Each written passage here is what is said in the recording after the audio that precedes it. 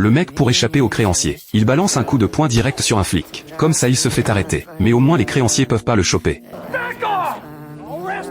Heureusement le flic c'est son pote. Il pose même pas de questions et ramène le mec chez lui. Son pote lui dit d'arrêter cette vie de merde. Mais le mec lâche toujours pas sa clope. Sauf qu'en descendant de la voiture ses jambes le lâchent. Avec tout l'alcool et les filles pendant des mois. Son corps est complètement ravagé. Avec des acouphènes de ouf. Matthew rentre et tombe dans les pommes direct. Il se réveille qu'en pleine nuit. Et la première chose qu'il fait c'est picoler. Même s'il tousse comme un tuberculeux. Il passe ses journées à jouer au poker. Jusqu'au jour où il répare un circuit électrique. Un accident change tout.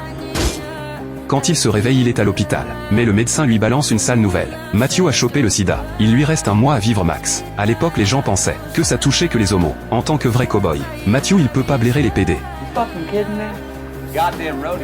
Il dit que c'est une erreur de labo. Même avec les résultats sous les yeux il y croit pas. Il balance même la feuille. Et se casse sans se retourner. Le premier jour du diagnostic Matthew s'en fout. Il va même faire la fête avec ses potes. Mais à cause du virus, il arrive pas à relever la tête. Ses amis s'inquiètent pour lui. Matthew dit que c'est juste un rhume. Même s'il fait le mec dur. Le lendemain il va à la bibliothèque chercher des infos. Il voulait prouver qu'il était pas malade. Mais le résultat met Matthew dans un état de désespoir total. En fait le sida ça se transmet pas que par les homos. Les seringues et les relations hétéros aussi. D'un coup il repense à cette escort girl. Elle avait le bras blindé de traces de piqûres. Ce résultat c'est carrément sa condamnation à mort.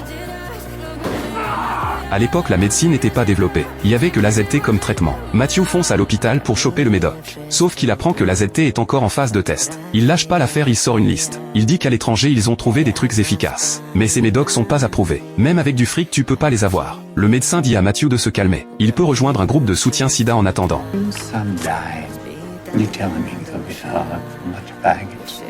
Matthew se casse complètement désespéré. Lui qui a jamais cru en rien. Là il prie sincèrement devant une bougie. Peut-être que la prière marche. Il rencontre un agent d'entretien de l'hôpital. Après à chaque fois que le mec vide les poubelles, il lui ramène en douce une bouteille d'AZT. Tous les jours il prend ses cachets avec de la bière. Jusqu'au 28e jour. L'hôpital renforce le contrôle des médocs. L'agent d'entretien peut plus rien choper. Il lui laisse juste une adresse. Matthew suit l'adresse que le mec lui a donnée. Il trouve un médecin au Mexique.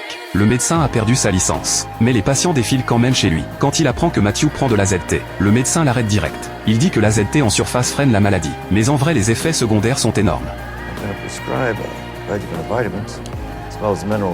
Ce traitement à l'arrache déçoit grave Matthew. Mais après le traitement du médecin, il arrive carrément à vivre 3 mois de plus. En fait le médecin lui donne du DDC. Ce médoc a les mêmes effets que l'AZT. Mais les effets secondaires sont hyper faibles. En regardant tous ces malades devant lui, Matthew a une idée de ouf. S'il ramène les médocs pour les vendre, il peut sauver des gens et se faire des thunes. Mais le DDC est pas approuvé par la FDA. Du coup il se déguise en pasteur. Matthew va-t-il réussir à entrer aux États-Unis?